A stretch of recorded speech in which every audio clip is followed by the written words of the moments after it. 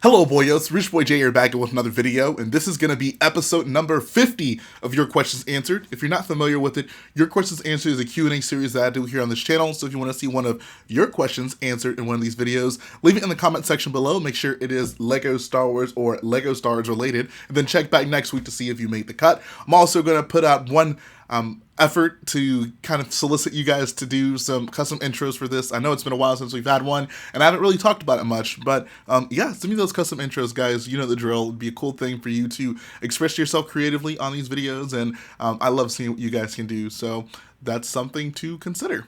First question comes from Isaiah Coulongs. He says, would you be interested in a series or sets based around the Grey Jedi?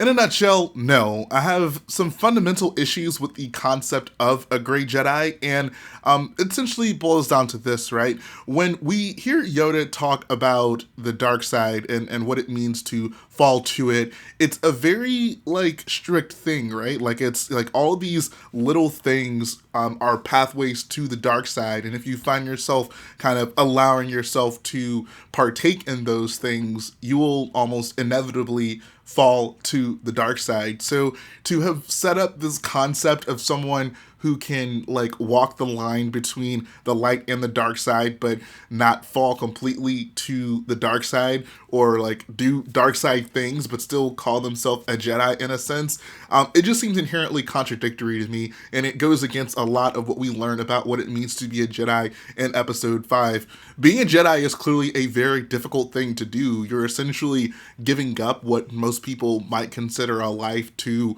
ultimately serve the greater good, which means there are certain sacrifices you have to make.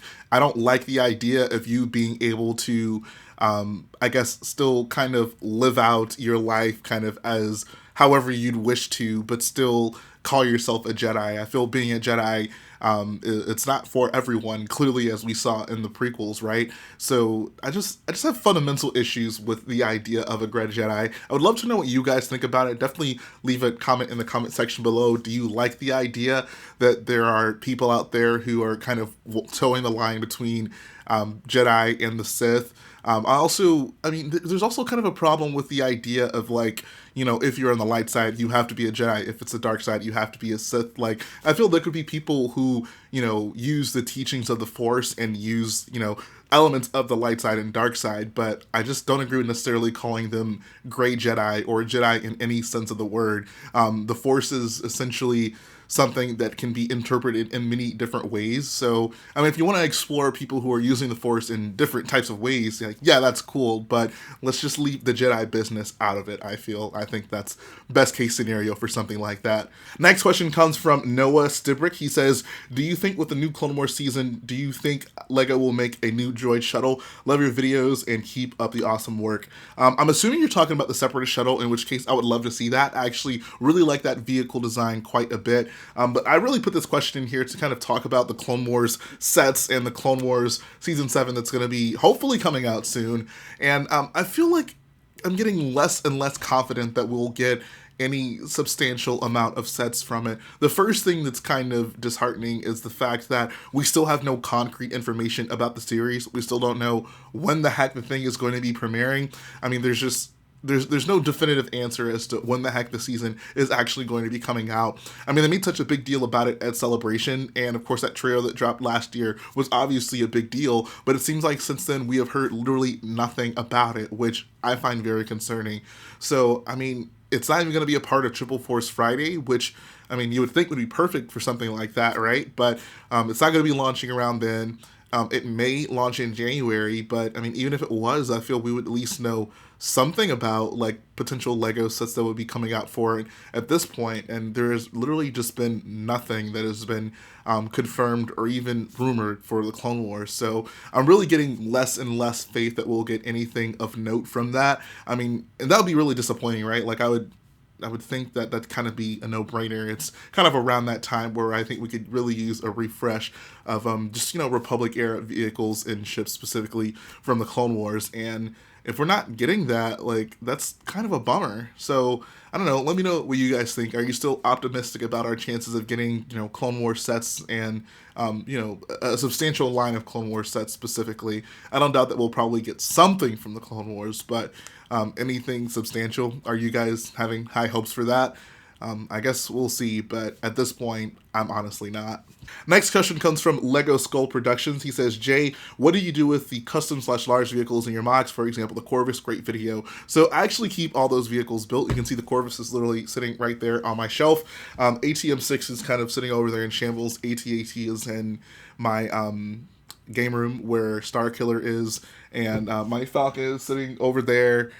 So yeah, I keep all the ships built. When it comes to the actual large scale mocks, those get the yeet treatment. Next question comes from Papa Otzi. He says, as a man of interior quality, what's your opinion on having interior/function within UCS sets? I think it's so important. And here's kind of an issue I think I take with the community. A lot of people will see play features or ways to integrate minifigures into a set and say, oh, that's just a play set. That's not a UCS set. I don't play with my Lego sets, which is always a funny comment when I hear it. At the end of the day, Lego is a toy. It's kind of meant to be played with. Even though they do kind of cater to the adult collectors with the UCS sets, you're still meant to interact with it, right? It's not, these things don't just exist in a vacuum. I find it funny when people kind of get on their high horse and say, oh, I don't play with my Lego sets, I don't need an interior or something like that. Whatever, throw that in the garbage. But yeah, I think interiors are super important if we want to have a good representation of a vehicle, especially one with an iconic interior. For example, the Millennium Falcon. Doing an interior in that is super important. And I mean, it's a step in the right direction that Lego at least attempted to put an interior in the Millennium Falcon. The fact that it's only 4 small rooms, I don't love, but it's definitely, it's kind of the right way to go with something like that. And I think moving forward, whenever they do more vehicles for the UCS line at or around minifig scale, I would love to see more interiors being built. I think that, that kind of, it really raises the bar. At this point, Lego has proven to us, yeah, they can make beautifully designed models. I have no question about that whatsoever. But the thing that kind of takes it to the next step is, what is the functionality of it? How faithfully have you recreated this model on the inside? So that actually goes a really long way for me. I would love to know what you guys think about it. Are you as... do you put so much importance on interiors as I do, or is it kind of whatever to you? Are you just mostly concerned with the exterior of how a vehicle looks? I'd love to know that. Next question comes from Forever Lego Studios. He says, what do you believe mock builders will be building near the end of the year/next year? I believe there will be an overflow of mocks coming from episode 9.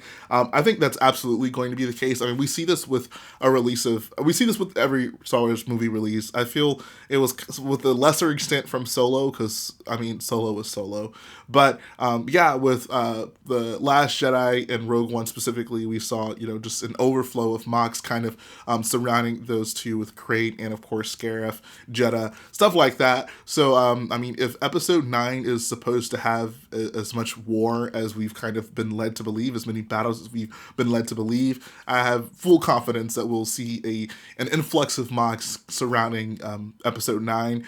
Depending on how the Clone Wars, what the Clone Wars decides to do, I imagine we'll see a lot from that. But I feel it'll ultimately be driven by what Lego decides to put out. If Lego decides to do a line of Clone Wars sets to coincide with the series, I think we'll absolutely see a huge influx of Clone Wars mocks. I think that if Lego doesn't do that, if we don't get any substantial sets, I think you'll be surprised by the lack of Clone Wars mocks. So, I mean, I think we'll see for Episode 9, I think it's a given. I think Mandalorian also has a lot of potential for see a lot of mocks from it, but the Clone Wars is the one where I'm kind of I think it'll really depend on what Lego decides to do with it and how they attempt to, put out stuff that coincide with the launch of the actual series. Next question comes from Super Mason 200. He says, do you think they should have made a few prequel characters for the 20th anniversary figures?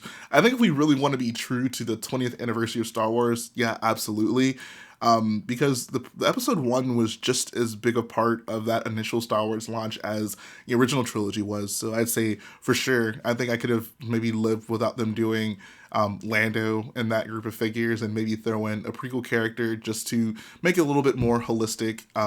But I mean, I'm not super like disappointed by that by any means. Those commemorative figures, like, I guess they're cool, but they're not like, I don't know, they just don't really mean a ton to me. Like, there's the Obi-Wan polybag coming out, which, I mean, I guess it's cool that we're getting it, but in terms of us, getting Star Wars figures in polybags, I feel it's kind of a disappointment. Like, I would have much preferred something new, not just something commemorative. But I don't know, I might be in the minority on that. Are you guys super stoked about getting that Obi-Wan figure? Are you super stoked about the commemorative figures in general? I think that had that Lando figure been like an actual like one-to-one representation of how they did them back in the day with the same cape, there's obviously a clear reason as to why you would want that, right? But I mean, I wouldn't expect them to do that, especially considering they don't make those colors anymore. But I don't know. I don't super care for those figures, to be quite honest. Final question comes from the Jawa Lord. He says, what do you think of a Rebel pilot battle pack that included a small ship, 2 pilots, a mechanic, an officer, or astromech unit? By the way, love the channel and love the YQA series. I'm glad you like it. I would love this, actually. So, and this kind of coincides with something that I've really been wanting them to do with the introduction of the new Rebel helmet. Of course, how much they're going to stick to that helmet has yet to have been seen. It seems like everything we've seen since that would lead us to believe that they're not going to stick with that helmet, which would kind of suck. I would much prefer for them to do so, but we'll see kind of what they do with that once we get maybe some higher value sets that come with some Rebel pilots. But I think this would have been the best thing to do to really fill in a lot of the gaps that are created when you make a new Rebel helmet, like especially after Rogue One. Lego just made so many different Rebel helmet prints, and now that there's a new Rebel helmet mold, it's like, okay, there's two that are that we have now, but there's still so many more that are outdated at this point. So how do you fill in those gaps? Put out a Rebel pilot battle pack, right? So that would have been cool. Hopefully we do see that at some point. I think I honestly would prefer for it to be just 4 straight pilots. I don't know, people might get annoyed by that because like people, I guess, maybe don't want to like army build pilots.